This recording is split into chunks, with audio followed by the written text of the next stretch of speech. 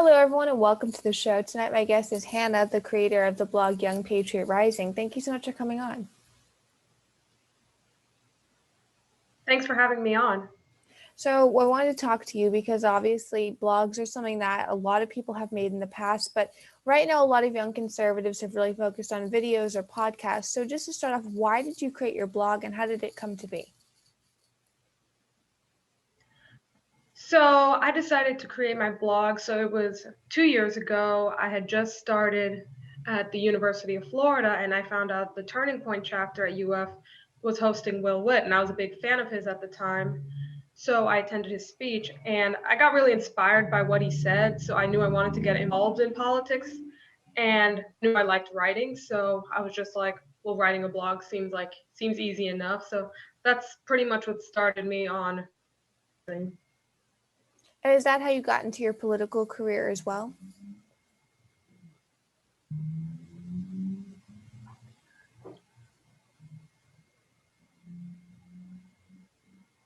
And is that how you got in your political career as well?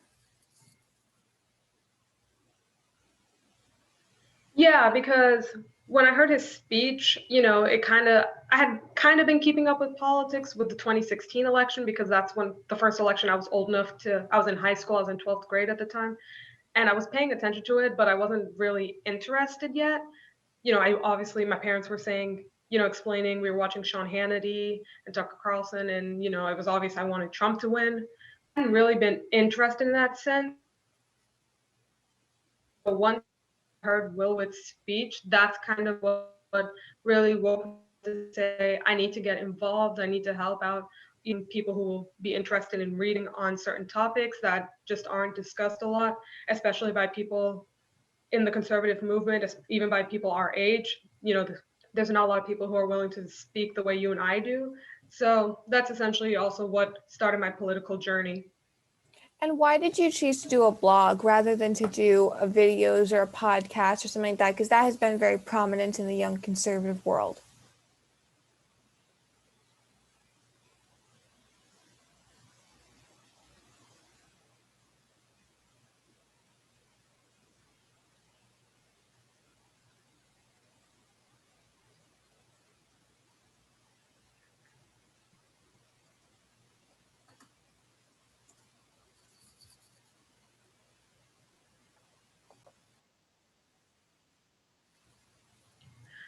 So when I just was figuring out how I wanted to get involved in politics, I wasn't exactly sure how, so I started thinking, was videos the right place? I hadn't really known much about podcasts at the time, so that wasn't really an option. But then when it was my first semester at UF, my professor for entrepreneurship had us do assignments on the same platform I currently use for my blog, Blogspot. And so I was kind of, I'm familiar with this and I know I love to write. So it was kind of just second nature for me to just say blogging might be the best place for me to start my political journey. Mhm. And do you cover mostly national or state politics? Because I know there can be a big difference in the types of stories you can get on either level. I definitely would say national politics is where I like to focus. I definitely focus on what's currently happening in the country, but I also do focus on local politics, what's happening in a lot of times I like to focus on what's happening in Florida, but I try and tell people, you and I have both said it to our audience, the importance of local politics because as we've both stated, they have significant power for you and your family. So I may not cover it as much, but I do put a focus and I do try and keep it reminding my audience the importance of voting in local elections, helping the local campaigns. And what issues or topics have you found really generate a lot of audience engagement or excitement that you have covered in the past? I would definitely say my topics regarding human trafficking or anything related to that have generated a lot of response because it's one of those topics I've stated many times that doesn't get a lot of coverage. Mm-hmm. Most times in the media, they're focusing on, CNN will be focusing on what Trump is doing, Fox News will be focusing on what Biden is doing, and they just don't focus on topics like human trafficking. And it's stories, you see stories about it every day. There's always a case of child children being found. And I usually tell my audience it ticks me off that no one is really focusing on it. And I think a lot of people have realized this is a serious topic based on what I've written. So I definitely say topics related to human trafficking that I've discussed have generated a lot of audience feedback. And which topics have you found have not generated audience feedback? Because I know sometimes I'll do a video or a podcast, and the topic I'm covering won't generate as much feedback as I would have thought. I think the ones so the mistake I made when I first started my blog was that I didn't really have an idea of what I was going to be writing about. It was more of, okay, there's free speech. Let me write about my stance on that. There's illegal immigration. Let me write my stance on that.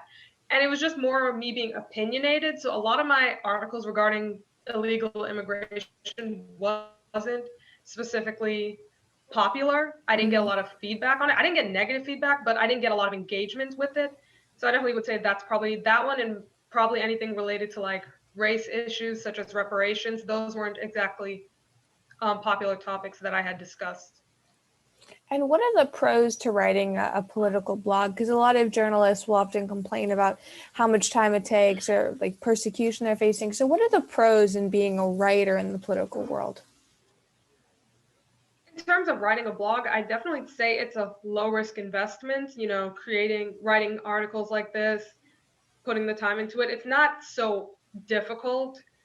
And I would just say make sure you know what you're doing beforehand because, again, I did everything without doing any research into it. So it was just a trial and error when I started.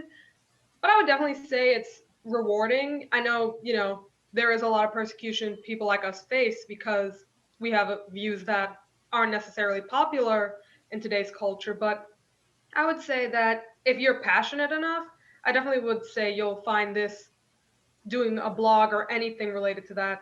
Like if you're creating videos or doing a podcast, I would say that you'll find it rewarding. Every day I go to write an article, I'm always excited to publish it. I'm always excited to share new content with my audience. So I would definitely say that's the main pro. And what would be the cons to it? Because I know it can be very time consuming. You have to do a lot of research. So what would be the cons to the political writing process? Well, it's exactly what you said. I know some people just aren't interested in doing research and they're not willing to put the time in, and I understand it. I have a lot going on in my personal life, so putting the time into researching and the time into writing can be definitely a pain. But again, if you're definitely passionate about it, you'll figure out how to make the time for it. You just got to have good time management. And I know that can be hard as a college student because we've got 1,000 things running through our mind. But that would just be the main con. I would just tell people if they're looking to create a blog or do anything in that sort. And because you mentioned how you had sort of changed how you did your blog from the early days, what would you say is the main focus of it right now? Definitely current political issues, such as what's happening at the border. But I also I focus a lot on what's happening in terms of human trafficking. Like I just published an article today about how Facebook, and from a report from the Human Trafficking Institute, that Facebook was responsible for over half of child sex trafficking cases. So I definitely feel like today I focus a lot on what's happening in human trafficking, again, because it's just not discussed often. So I focus on what's happening in the world in terms of human trafficking today. But like I said, I also focus a lot on current issues in the political realm. And what political writers in newspapers or anything else have you learned from or been mentored by, if any? I would definitely say some of the people I've interviewed have had a big impact on me, you being one of the main ones. And then two of the leaders I had interviewed, Gavin Rollins and Joe Harding, they both had big impacts because they're both young. They're both barely over 30. So obviously they still fit the realm of young conservative. And they've had a lot of impact on me in terms of learning more about local politics because their races were very localized. I would say there's a few in, what would be the, celebrity conservative world that I've looked up to. But I would say mainly people like you are the people I really take advice from, that I like to listen to the most, because again, I feel, you and I have said this many times, but I feel like, today's conservative world is kind of a joke. I hate to be so blunt. They just look for popularity. They want to have fun. And they're not in it for the right reasons. They're not in it to help people learn something. They're not in it to help educate someone. And again, when I see you and I look at a lot of people who do the same thing that you do or that I do, I tend to find those are the people I like to listen to more. Oh, thank you. So, in the going forward in the political blog process, do you think that they will have more power? Because I know a lot of people have said that it's all podcasts and videos now, but do you think that blogs have significant influence in the conservative movement? I believe they do, like I just said earlier, as long as you're doing it for the right reasons, because I feel like today's conservatives now, the ones who were popular from probably like 2017 to 2020, Mm-hmm. you're not hearing much about them. You're not Yeah. seeing the popularity and the momentum they had when it was 2, 3 years ago. And that's because they were basically riding Trump's coattails. And once he lost, they became irrelevant. And so I think that's what makes people like you and I different, because they see they're in it for the long run. They're in it because they actually are trying to create conversations and educate people. So I think that because of that, I believe political blogs can have significant influence on people because they're doing it for those reasons. If you're only in it just to make a name for yourself, or, own the libs or whatever, that's not going to give you any popularity as we're seeing now. And what are your long-term goals for your blog? Because like you said, a lot of people have sort of had that drop off once Trump was no longer in office, of not being able to cover every little thing he did or have the coattail effect. So what do you see as a long-term goals for your blog without Trump or without any specific political figure? Well, thankfully, because again, I didn't get involved because of Trump. Like, that wasn't the reason I decided to join politics. Sure, I agreed with a lot of his policies, but that wasn't what I was intending on joining the conservative movement for. So again, that's why I think my popularity, I could say, hasn't really decreased. But I would say my long-term goal is I want to interview like bigger guests. Like I've told you, I'm considering it contacting Tim Tebow to discuss human trafficking with him. So I definitely want to reach like bigger guests on those scales, and not to diminish any interviews I've had before that, because I've loved the interviews I've done so far. But I definitely want to reach, like, try and get those like people who are involved in areas of interest I have, such as human trafficking. And then I have been working with a few like small businesses on collaborating, letting them advertise on my blog to help get their name out there, because times are tough with everything that's happened during the pandemic. So I've had one company reach out, and I just started recently um, showing his products in my newsletter and my blog. So I definitely want to definitely keep engaging that. Just not so much because they're giving me a cut of the profits. I could care less about the money, but because you're making those good connections, you're helping a small business succeed. So definitely those two would be my main goals long term.